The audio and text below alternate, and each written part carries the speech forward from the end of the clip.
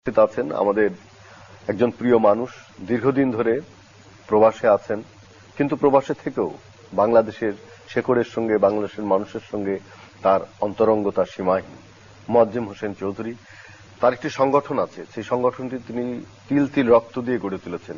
সংগঠনটির নাম তরঙ্গ অফ ক্যালিফোর্নিয়া। এই তরঙ্গ অফ ক্যালিফোর্নিয়া, এই সংগঠনটি তিনি আন্তর্জাতিক সম্পাদক। তিনি নজরুল নিয়ে কাজ করছেন দীর্ঘদিন থেকে। আমরা জানি যে আপনি তরঙ্গ অফ ক্যালিফোর্নিয়া এই সংগঠনটির আন্তর্জাতিক সম্পাদক। এই সংগঠনটি আপনি যখন তৈরি করতে শুরু করলেন, প্রবাসীরা কেমন সাড়া দিল? আরো যারা আছে ক্যালিফোর্নিয়াতে। 10 বছর আগে আমাদের যাত্রা শুরু। কাজী বেলাল এবং গুলশানারা কাজী, মোহাম্মদ শিপার আর অনেকে এটার দায়িত্বে ছিলেন, ওনারা করেছেন। এবং ওদের অ্যাক্টিভিটি এমন ছিল যে কানেক্ট করলো ইউনিভার্সিটির সাথে। আর প্রবাসীরা যখন কাজী নজরুল ইসলাম সম্বন্ধে জানলো, প্রবাসী বাংলাদেশি, ওরা খুব আগ্রহ করে বলল যে না, এটা তো একটা বিরাট গর্বের জিনিস আমাদের দেশের জন্য, আমরা যেভাবে হোক এটাকে আগায় নিয়ে যাব। এবং তখন ওরা সবাই আগে আসলো, প্রবাসী বাঙালি যারা আছে সবাই আগে আসলো। আমরা জানি যে আপনারা State University of California Northridge, এর সঙ্গে আপনারা একটা জয়েন্ট ভেঞ্চার করেন এবং সেখানে আপনারা নজরুল বক্তৃতার আয়োজন করেন প্রতি বছর। তো এত অনেক ব্যয়বহুল, এই আয়োজনটা সম্পর্কে যদি আমাদের বলেন। আমাদের খরচ বহন করা হয়, এন্ডাওমেন্ট ফান্ড একটা তৈরি করা হয়েছে, ইউনিভার্সিটি আমাদেরকে হেল্প করছেন। ওইটা গোল হলো $500,000। আমরা যদি করতে পারি তাহলে একটা চেয়ার প্রতিষ্ঠা হবে। চেয়ার প্রতিষ্ঠা হলে ভিজিটিং প্রফেসর হিসেবে আমাদের ইউনিভার্সিটি থেকে বা কাজী ইনস্টিটিউট থেকে, কাজী নজরুল ইসলাম ইনস্টিটিউট থেকে যেতে পারবেন। এইভাবে এটার গঠন করা হয়েছে। কিন্তু এখন যে অবস্থা আছে তাতে 100,000 আমাদের এন্ডাওমেন্ট ফান্ডে আছে। ওটার যে ইন্টারেস্ট হয় সেটা দিয়ে আমাদের খরচটা বহন করা হয়। যে যেমন স্কলার যারা আছেন, তারা নজরুল সম্বন্ধে স্টাডি করেছেন, তাদেরকে দাওয়াত দেওয়া হয়।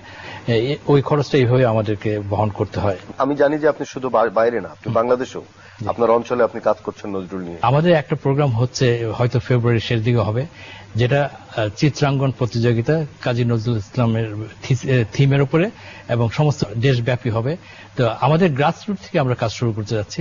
এই জন্য আমাদের নাসিরনগর থানায় একটা জ্যাঠাগ্রাম গ্রাম, সেই গ্রামের 99% ছাত্র হলো কৃষকের ছেলের মেয়েরা, এবং তাদেরকে একটা প্রোগ্রাম দেওয়া হয়েছে, তোমরা নজরুল সম্বন্ধে স্টাডি করো।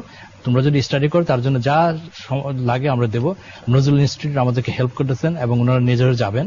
তো তাতে আমরা ওখান থেকে আমরা শুরু করতে যাচ্ছি, গ্রাসরুট থেকে গ্রামে গ্রামে।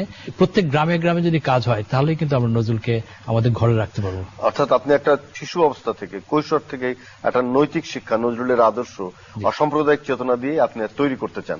সেটার একটা পরীক্ষামূলক জায়গা আপনি তৈরি করেছেন আপনার গ্রামে। আমাদের খুব ভালো লাগছে সেটা শুনে।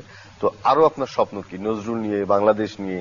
নজরুলকে নিয়ে এটাই বলবো, আমাদের জাতীয় কবি, তার মধ্যে যে আপনার সম্পদ আছে, সেই সম্পদটা আমরা বুঝতে পারতেছি না, কিন্তু তার মধ্যে সম্পদটা বিদেশে অনেকেই বুঝতে পারতেছে। বিদেশে অনেকেই ওরা কলকাতা যায়, কলকাতা গিয়ে নজরুলকে স্টাডি করে বছর পর বছর। তাদের সেই সম্পদটা আমরা নিজের দেশের জাতীয় কবি হওয়া সত্ত্বেও তাকে আমরা ব্যবহার করতেছি না। এই জন্য আমি চাচ্ছি যে আমরা শিশুদের দিয়ে শুরু করব, শিশুরাই আমাদেরকে সাহায্য করবে নজরুলকে। পরবর্তী প্রজন্ম গড়ে উঠবে নজরুলের আদর্শ নিয়ে, তার সাম্প্রদায়িক চিন্তা নিয়ে, অন্যায়ের বিরুদ্ধে প্রতিবাদ নিয়ে। সেটা আপনি নিশ্চয়ই কামনা করছেন। অবশ্যই, আমি এবং আমার তরঙ্গ অফ ক্যালিফোর্নিয়া। আর আমাদের ইদানিং একটা বাফলা একটা অর্গানাইজেশন আছে, Bangladesh unity of federation of Los Angeles. ওরা প্রত্যেক বছরে প্যারেড করে, ইন্ডিপেন্ডেন্স ডে প্যারেড, সেটা হচ্ছে। এবং তারাও অনেক কাজ করতেছে। তারা দেশকে কিভাবে আমরা বিদেশে তুলে ধরবো এবং আমাদের বিদেশি প্রজন্মরা দেশকে আরো মাটির কাছে আসবে, দেশের কাছে আসবে। শুধু দর্শক, মোয়াজ্জেম হোসেন চৌধুরী, যিনি দীর্ঘদিন প্রবাসে থাকেন, আমরা তার কথা শুনলাম। তার স্বপ্ন বাংলাদেশের প্রজন্ম একটি মানবিক নৈতিক মূল্যবোধ নিয়ে গড়ে উঠুক এবং বিশ্বের দরবারে বাংলাদেশ মাথা উঁচু করে দাঁড়াক।